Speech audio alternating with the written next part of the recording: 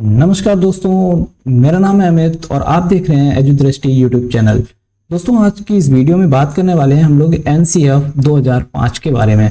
NCF 2005 बहुत ही important topic, education से related जितने भी एग्जाम्स आपके टीचिंग एग्जाम होते हैं, चाहे वो यूपी टेट हो, सी टेट हो, सुपर टेट हो, जितने भी टीचिंग एग्जाम है दोस्तों, तो उसमें इस टॉपिक से कम 3 से 5 नंबर का दोस्तों पूछा ही जाता है। यानी 3 से 5 नंबर इस टॉपिक से आने ही आने हैं। वीडियो आपको पसंद आता है तो वीडियो को लाइक करें, शेयर करें और हमारे यूट्यूब चैनल को सब्सक्राइब जरूर करें। चलिए एनसीएफ स्टार्ट करते हैं। राष्ट्रीय पाठ्यचर्या रूपरेखा एनसीएफ 2005 के एनसीएफ का प्रारंभ शिक्षा शास्त्री रविन्द्रनाथ टैगोर की सभ्यता और प्रगति किससे लिया गया? ये सभ्यता और प्रगति को आधार मानकर किया गया था, यानी रूपरेखा को तैयार किया गया। भारत सरकार के द्वारा रूपरेखा तैयार करने के लिए यूजीसी के पूर्व अध्यक्ष और राष्ट्रीय संचालन समिति के अध्यक्ष प्रोफेसर यशपाल कौन है? इसके अध्यक्ष हैं।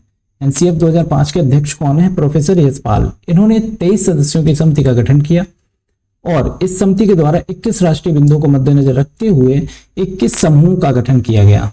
एनसीएफ 2005 का निर्माण किसने किया था? मानव विकास संस्थान मंत्रालय एमएचआरडी द्वारा। किसने? एमएचआरडी मंत्रालय के द्वारा इसका निर्माण किया गया, उनकी देखरेख में। एनसीएफ विकसित करने के लिए गठित पैनल की अध्यक्षता किसने की थी? कृष्ण स्वामी कस्तूरी रंगन ने। यानी अध्यक्षता किसने की थी? पैनल की, यानी गठित करने के लिए पैनल की अध्यक्षता किसने की थी? कृष्ण स्वामी कस्तूरी रंगन।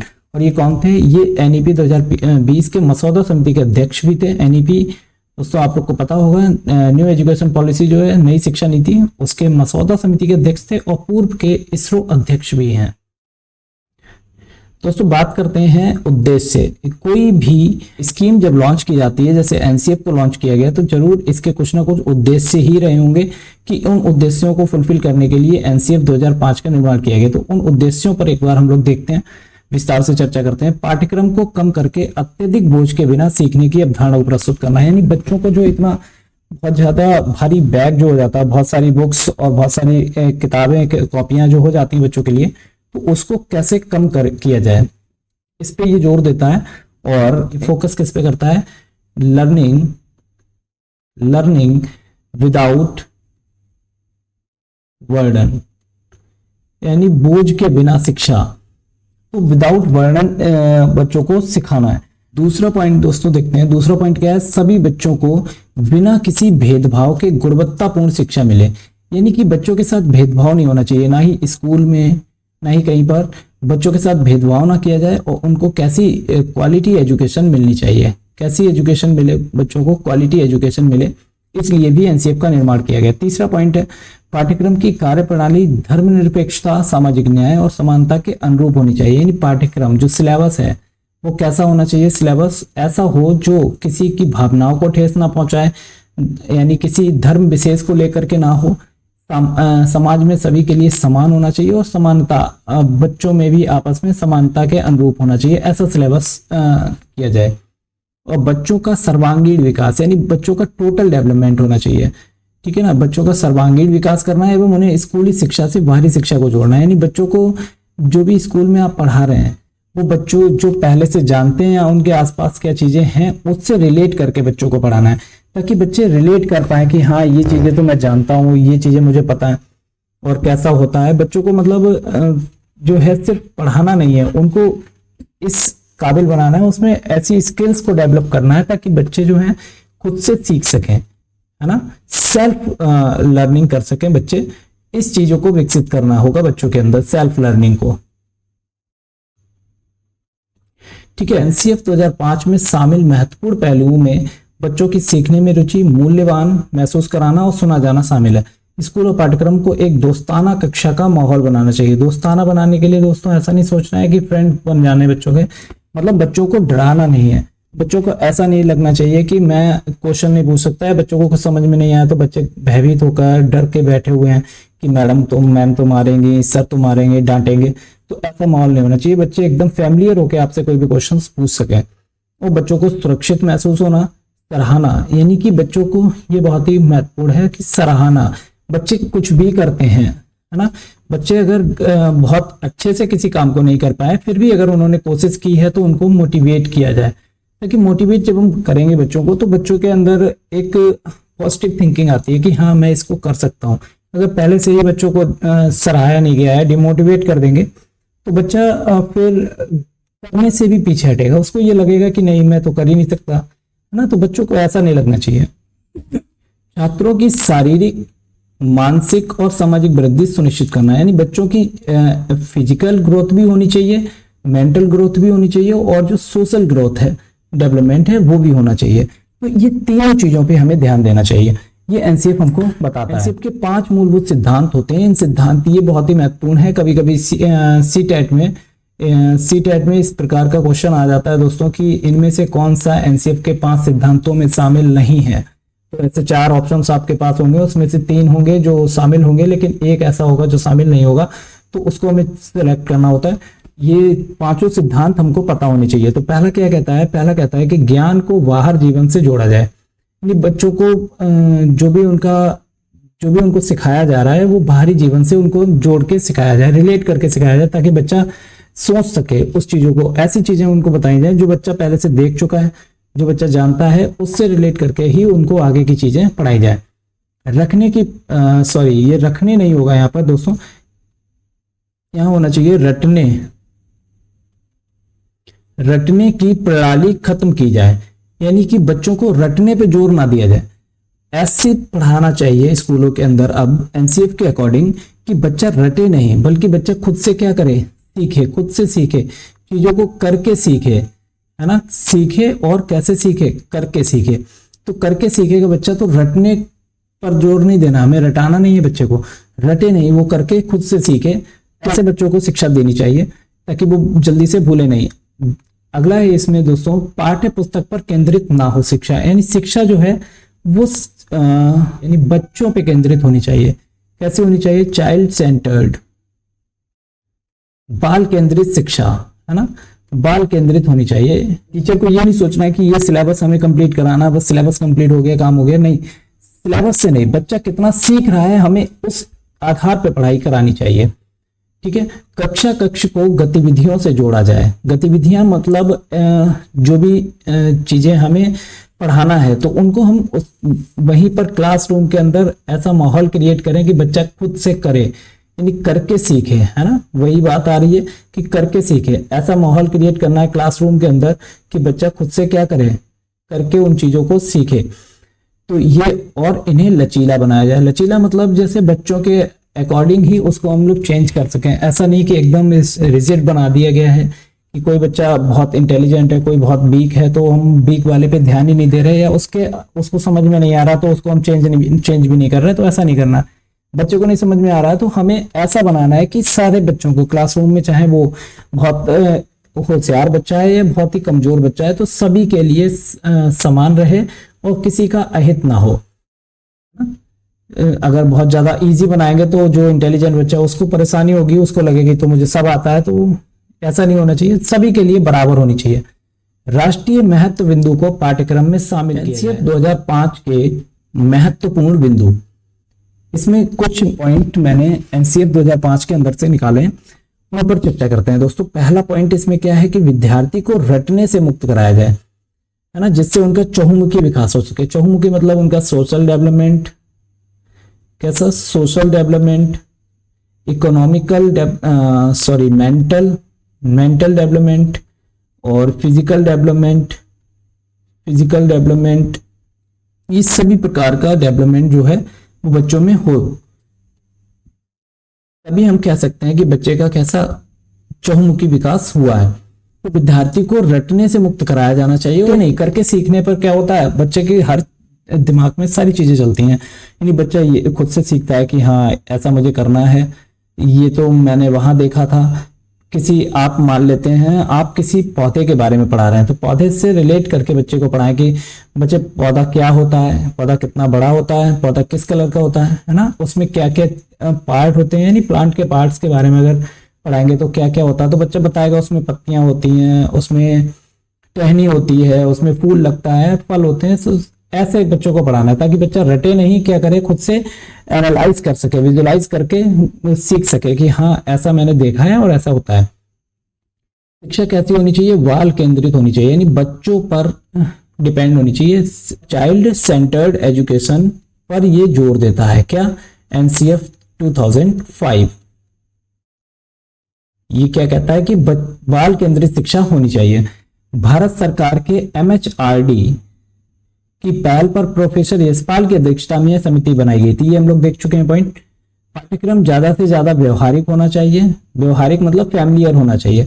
ऐसी चीजें सिलेबस में रखी जानी चाहिए जो बच्चा पहले से जानता है, जिन चीजों को, जिन चीजों को बच्चा देख चुका है, जिसको बच्चा पहले से जानता है, तो ऐसी चीजें ज्यादा से ज्यादा पाठ्यक्रम में जोड़ी जाएं। अगला है राष्ट्रीय पाठ्यचर्या की रूपरेखा 2005 एनसीईआरटी पाठ्यक्रम में सुधार लाने हेतु अपनाया गया एक सुधारात्मक कदम है। ये किसके लिए किया गया था कि एनसीईआरटी का जो सिलेबस है उसको हम लोग कैसे अच्छा बना सकते हैं, सुधार लाना है ना, उसमें कैसे सुधार ला सकते हैं, तो इन चीजों को ध्यान में रखते हुए उन पे सुधार लाया जा सकता है। एनसीएफ 2005 14 एवं 15 जुलाई 2004 की बैठक का परिणाम है, यानी 14 और 15 जुलाई को बैठक हुई थी 2004 में, ठीक है। उसी से ये एनसीएफ निकल कर आया और फिर इसका गठन होता है, और ये जब एप्लीकेबल होता है तो वो होता है 2005 में, इसलिए एनसीएफ 2005 के नाम से जाना जाता है। बाहरी ज्ञान से जोड़ा जाए, यानी बच्चे को जो भी सिखा रहे हैं उसको जो बच्चा जानता है, जो आसपास अपने देखता है, तो उसको विजुलाइज कर सके, इस चीजों पर ध्यान दिया जाए। एनसीएफ 2005 का निर्माण एनसीईआरटी ने किया था, ठीक है।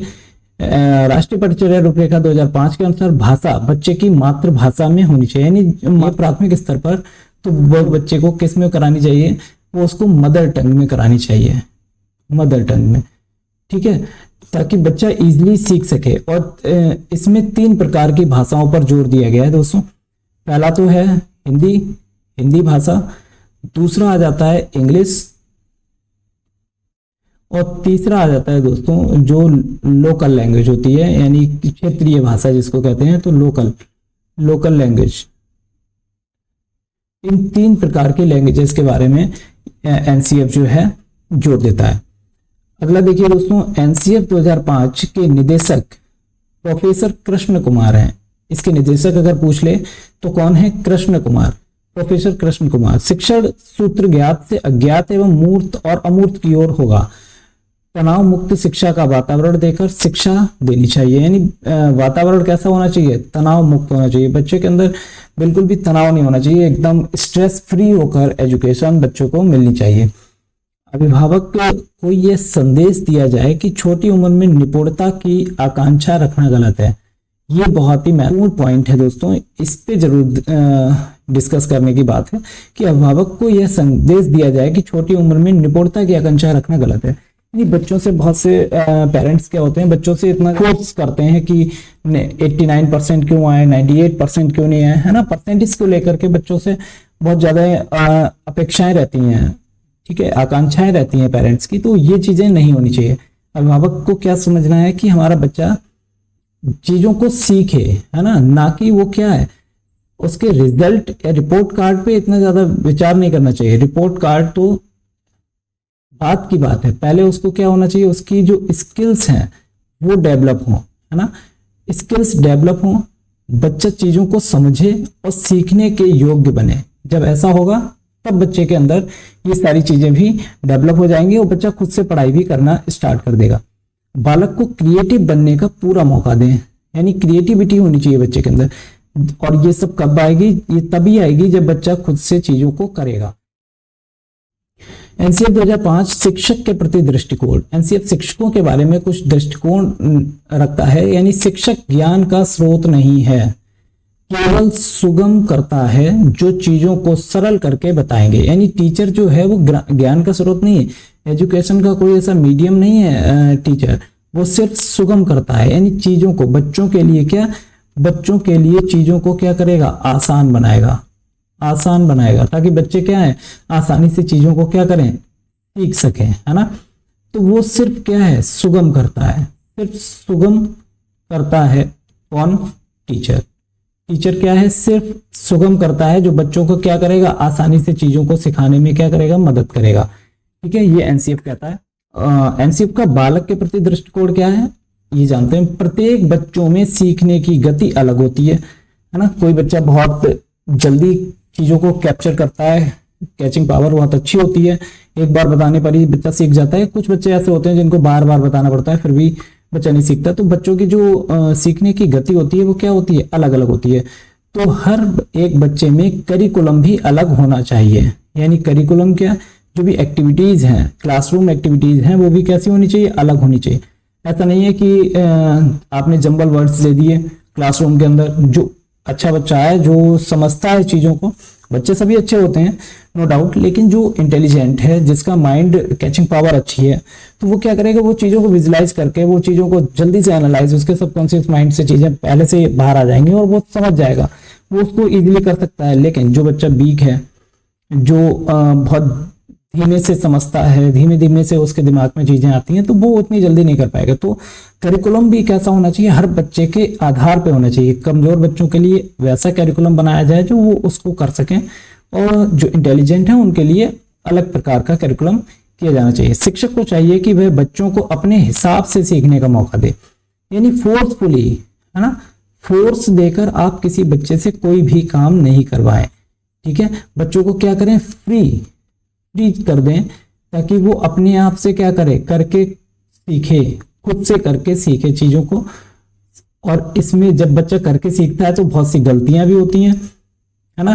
तो गलतियां जो होंगी ना, गलतियां होंगी तो उनको भी हमें क्या करना है, डिमोटिवेट नहीं करना बच्चों को, है ना। गलतियां अगर बच्चा कर रहा है तो भी हमें क्या करना है, कोई बात नहीं बेटा, नेक्स्ट टाइम आप अच्छा करेंगे, उनको मोटिवेशन ही देना है। जब मोटिवेशन हम देंगे तो बच्चा जो है धीमे धीमे करके क्या करेगा, उसके अंदर से डर निकलेगा और बच्चा धीमे धीमे चीजों को सीखना स्टार्ट करेगा। इसमें आ जाता है गणित के प्रति, यानी मैथ्स को लेकर एनसीएफ के क्या दृष्टिकोण हैं उसकी बात करते हैं। बच्चों को गणित से डरने की बजाय उसका आनंद लेना सिखाना, यानी बच्चों को ऐसे गणित को यानी मैथ को ऐसे पढ़ाया जाए ताकि बच्चा जो है उससे डरे नहीं, उसका आनंद ले। जैसे अगर बच्चे को एडिशन सिखाना है ना, बच्चे को एडिशन सिखाना है तो बच्चे को ऐसे एडिशन सिखाया जाए कि वो इजीली समझ सके। अब ऐसा नहीं है आपने दे दिया कि 6 + 5 करके दिखाओ, है ना। अब बच्चे क्या है, जिसको नहीं आता ऐड करना, वो बेचारा घबराएगा, है ना, परेशान होगा कि सर मारेंगे, मैम मारेंगे। तो ऐसे नहीं,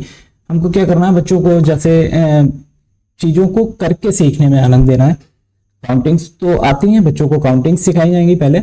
उसके बाद क्या है, जब काउंटिंग्स आ जाएंगी बच्चों को, तो जैसे कुछ चीजें रख ली, मान लीजिए चाक रख लिया, कुछ टॉफीज रख ली, है ना, तो उनको काउंटिंग करके बच्चों को खुद से बच्चा उठाएगा। 6 टॉफीज को एक साइड कर दो, फिर उसके बाद 5 टॉफीज को कर दो, सभी को मिक्स कर दो, है ना। जब सभी को मिक्स कर दिया, बच्चे काउंटिंग करो कितनी हो गई, तो बच्चा काउंट करके बताएगा, है ना, कि हाँ सर ये 11 हो गई हैं। तो इस तरीके से बच्चों को क्या करना है, मैथ्स को समझाना है, ताकि उनको उसके डर ना लगे बल्कि उसको मजा आए। बच्चों को गणित का एक ऐसी चीज के रूप में सिखाना जिसके बारे में बात की जा सके, चर्चा की जा सके और साथ मिलकर काम किया जा सकते हैं। ऐसे मतलब मैथ को भी एक तरीके से क्या है, थ्योरेटिकल सब्जेक्ट बना के बच्चों को पढ़ाना चाहिए। बच्चों को तार्किक रूप से सोचने, तर्क करने और विश्लेषण करने और स्पष्ट करने के लिए तैयार करना। बच्चों को गणित और दूसरे विषयों में गणितीय अनुप्रयोगों में दक्ष बनाना, यानी जो मैथ का यूज है वो दूसरे सब्जेक्ट्स में भी बच्चा इजीली कर पाए, इस योग्य बच्चों को बनाना है। और बच्चों को समस्या समाधान और समस्या प्रस्तुति कौशल विकसित करना, यानी कोई भी अगर प्रॉब्लम आ रही है तो उसका बच्चा इजीली सॉल्यूशन निकाल पाए और उसको क्या कर पाए, प्रेजेंट कर पाए किसी के सामने। तो इस योग्य भी बनाना है, ऐसी स्किल्स डेवलप करना है। शिक्षकों को ये विश्वास दिलाना कि हर बच्चा गणित सीख सकता है, यानी कोई भी बच्चा ऐसा नहीं, किसी से ऐसे नहीं बोलना है कि तुमसे कुछ नहीं हो पाएगा, या तुम तो बेकार हो, तुम्हें तो गणित, तुम तो मैथ्स सीख ही नहीं सकते हो, तुम्हें कुछ नहीं आता। ऐसे नहीं, बच्चों को क्या विश्वास दिलाना, हाँ बेटा आप भी कर सकते हो, ठीक है। अब इस तरीके से जब हम कहेंगे ना, तो बच्चा खुद से, बच्चे के अंदर से भी ये लगेगा हाँ मैं कर सकता हूँ, ठीक है ना। तो वो कोशिश करेगा, जब कोशिश करते हैं तो फिर इजिली चीजें जो होती हैं आसान बन जाती हैं। अब देखिए एनसीएफ क्या है, नेशनल करिकुलम फ्रेमवर्क, इस सभी लोगों को पता होगा, राष्ट्रीय पाठ्यचर्या की रूपरेखा। इसके अध्यक्ष कौन थे, प्रोफेसर यशपाल। और क्या है ये शिक्षा के क्षेत्र में एक प्रमुख दस्तावेज है, यानी डॉक्यूमेंट है। ये क्या है, एक प्रकार का डॉक्यूमेंट है, ठीक है दोस्तों। इससे एनसीएफ से रिलेटेड कुछ क्वेश्चंस आएंगे अब अगली स्लाइड से, तो हम लोग उस पर चर्चा करेंगे, ताकि ये टॉपिक हम लोगों ने जो भी पढ़ा है इसमें वो और अच्छे से सीख जाएं, ठीक है। ठीक है, पहला प्रश्न दोस्तों क्या है, किसकी अध्यक्षता में विद्वानों ने एनसीएफ 2005 तैयार किया था? प्रोफेसर यशपाल की अध्यक्षता में। एनसीएफ 2005 का मूल मुख्य सूत्र शिक्षा बिना बोझ के, यानी एजुकेशन विदाउट बर्डन, कब आए हुए विचार था? ये कब आया था विचार? ये 1993 में विचार आया था कि शिक्षा जो होनी चाहिए कैसी होनी चाहिए, बिना बोझ के होनी चाहिए, यानी विदाउट बर्डन होनी चाहिए। एनसीएफ 2005 के अंतर्गत परीक्षा सुधारों में किस सुधार को सुझाया गया है? तो सामूहिक कार्य मूल्यांकन और सतत मूल्यांकन और खुली पुस्तक की परीक्षा मूल्यांकन, इन 3 चीजों को परीक्षा सुधारों के आधार पर सुझाया गया। विद्यालय शिक्षा का अब तक का नवीनतम राष्ट्रीय दस्तावेज कौन सा है? जो सबसे नया दस्तावेज है वो क्या है? एनसीएफ 2005। अभी तक कितने आ चुके हैं? 4 एनसीएफ आ चुके हैं ना, 4 एनसीएफ आ चुके हैं, इससे पहले 3 आ चुके थे, ये चौथा एनसीएफ 2005 है। इस मंत्रालय की पहल पर एनसीएफ 2005 तैयार किया था। किस मंत्रालय की? इस नहीं होगा दोस्तों, किस मंत्रालय की पहल पर एनसीएफ को तैयार किया गया? तो मानव संसाधन विकास मंत्रालय, यानी अभी हम लोगों ने देखा था एमएचआरडी के द्वारा तैयार किया गया था। एनसीएफ 2005 में किन शिक्षण सूत्रों को के अधिकतम प्रयोग का सुझाव दिया गया? तो ज्ञात से अज्ञात एवं मूर्त से अमूर्त की। ज्ञात से अज्ञात मतलब जो चीजें बच्चों को पता है पहले उनसे रिलेट करके पढ़ाया जाए, उसके बाद जब बच्चा वो समझने लगता है तो फिर उसके बाद जो चीजें उसको नहीं मालूम हो उसको पढ़ाया जाए। मूर्त से अमूर्त की बात करें तो मूर्त मतलब जो चीजें बच्चा देख सकता है ना। बच्चों को अगर बॉडी पार्ट्स नेम पढ़ाने हैं तो पहले हम लोग क्या पढ़ाएंगे? पहले ऐसी चीजें पढ़ाएंगे ना जो बच्चा देख सकता है अपनी बॉडी में, जैसे फिंगर हो गई, हैंड हो गया, है ना, तो फिंगर, हैंड, लेग, है ना, और जो भी हेयर हो गए, नोज हो गई, तो इन चीजों को हम पहले उसको बताएंगे ना। और जब बच्चा ये चीजें समझेगा फिर हम उसको बॉडी के इंटरनल पार्ट्स के, इंटरनल ऑर्गन्स का, लीवर, किडनी, इन चीजों के बारे में बताएंगे ताकि बच्चा जो मूर्त से अमूर्त की तरफ बढ़े। ऐसा नहीं पहले से उसको ऐसी चीजें बता दी, बच्चा को पता ही नहीं है कि बॉडी पार्ट्स नेम मतलब क्या पढ़ाया जा रहा है मुझे, है ना। ऐसे जब हम पहले जो चीजें जानते हैं उनको पढ़ाएंगे तो बच्चा समझ जाएगा कि हमारे शरीर से रिलेटेड कोई चीज हमको पढ़ाई जा रही है। यदि आप कक्षा में रामायण प्रकरण पढ़ाना चाहते हैं तो कौन सी विधि को श्रेष्ठ मानेंगे? तो इसके लिए कौन सी विधि श्रेष्ठ होगी? कहानी विधि। पढ़ाते समय चित्र दिखाने में सबसे महत्वपूर्ण लाभ क्या है? अगर हम किसी भी टॉपिक को पढ़ा रहे हैं उसमें अगर हम उसके फोटोज भी दिखा रहे हैं, पिक्चर्स भी दिखा रहे हैं, तो क्या उसका सबसे बेनिफिट क्या होता है कि पाठ को समझाने में सहायक होता है। एनसीएफ 2005 में गणित की लंबी आकृति का मतलब क्या है? एक संकल्पना पर दूसरी संकल्पना बनाना। एनसीएफ 2005 के अनुसार बच्चों की गलतियां क्यों महत्वपूर्ण हैं? तो यह समाधान को पहचानने में सहायता करती है। बच्चे जब गलतियां करेंगे तभी तो उसका सॉल्यूशन निकाल पाएंगे। अगर बच्चा गलती नहीं कर रहा तो सॉल्यूशन किस चीज का निकालेगा? तो ये क्यों जरूरी हो जाता है कि समाधान को पहचानने में सहायता करती है। बच्चा सॉल्यूशन उसका ढूंढ सकता है कि हम पे ये गलती हुई थी, आगे से मुझे ये गलती नहीं करनी है, तो उसका क्या सॉल्यूशन, बेस्ट सॉल्यूशन हो सकता है। ऑपरेशन ब्लैक बोर्ड किसका परिणाम था? तो राष्ट्रीय शैक्षिक योजना 1986 का परिणाम था कि ऑपरेशन ब्लैक बोर्ड चलाया गया था। भीड़ भाड़ वाली कक्षाओं में किस अध्यापन की बात करनी निरर्थक है? वहां सृजनशीलता की बात बेकार है। अगर क्लास में बहुत ज्यादा बच्चे हैं, बहुत ज्यादा रश है, तो फिर वहां पर सृजनशीलता का कोई मायने नहीं रह जाता, वहां सृजनशीलता डेवलप नहीं हो सकती बच्चों के अंदर। राष्ट्रीय पाठ्यचर्या की रूपरेखा 2005 किस सूच के आधार पर पाठ्यचर्या के बोझ को कम करने पर बल देती है? शिक्षा बिना बोझ के, लर्निंग विदाउट बर्डन। ये कौन किसमें कहा जाता है? एनसीएफ 2005 के अंतर्गत ये बात कही गई है। राष्ट्रीय पाठ्यचर्या की रूपरेखा 2005 के अनुसार बच्चों को प्राथमिक स्तर पर भाषा का माध्यम कैसा होना चाहिए? मातृभाषा। ये हम लोग अभी पीछे डिस्कस कर चुके हैं। कई प्रकार की भाषाएं हैं, मातृभाषा है, हिंदी भाषा, इंग्लिश और क्षेत्रीय भाषा में बच्चों को पढ़ाई की जानी चाहिए प्राथमिक स्तर पर। और जो भाषा का माध्यम है वो कैसा होना चाहिए? मातृभाषा होना चाहिए। राष्ट्रीय पाठ्यचर्या की रूपरेखा 2005 के अनुसार कक्षा में एक शिक्षक की भूमिका कैसी होनी चाहिए? एक उत्प्रेरक के रूप में, यानी ऐसा टीचर होना चाहिए जो उत्प्रेरक का काम करे, बच्चों के अंदर कैसा एक एनर्जी भरे, जिससे बच्चा क्या है चीजों को सीखे करने में। बच्चा जो भी हेजिटेट कर रहा है ना क्लासरूम के अंदर, जिसको ऐसा लग रहा है सर मार रहा है बच्चा, तो वो भी करने के लिए आगे बढ़े, ऐसा टीचर होना चाहिए। राष्ट्रीय पाठ्यचर्या की रूपरेखा 2005 के अनुसार बच्चों के आकलन का सही तरीका क्या है? तो दैनिक गतिविधियां, यानी डेली बेसिस पे हम उनको क्या कराएं? एक्टिविटीज कराएं, है ना। एक्टिविटीज कैसी होनी चाहिए? डेली होनी चाहिए। एक्टिविटीज कैसी होनी चाहिए? डेली होनी चाहिए। तो डेली बेसिस पे हो दैनिक गतिविधियां। करिकुलम किस भाषा का शब्द है? कैरिकुलम जो नेशनल कैरिकुलम फ्रेमवर्क है ना, उसमें कैरिकुलम जो वर्ड है वो किस भाषा का शब्द है, तो लैटिन भाषा का शब्द है। एनसीएफ 2005 का प्रारंभ रविन्द्रनाथ टैगोर के किस निबंध से होता है, ये हम लोग पहले पढ़ा था, क्या होता है, सभ्यता और प्रगति से लिया गया है। तो दोस्तों एनसीएफ 2005 में इतना ही। अगर वीडियो अच्छा लगा हो दोस्तों तो वीडियो को लाइक जरूर करें और दोस्तों के साथ शेयर करें। और ये दोस्तों नया चैनल है मेरा, तो इस पर ये दूसरी वीडियो है, तो वीडियो को सपोर्ट करें, चैनल को सपोर्ट करें दोस्तों, सब्सक्राइब। जितना ही, नमस्कार, धन्यवाद।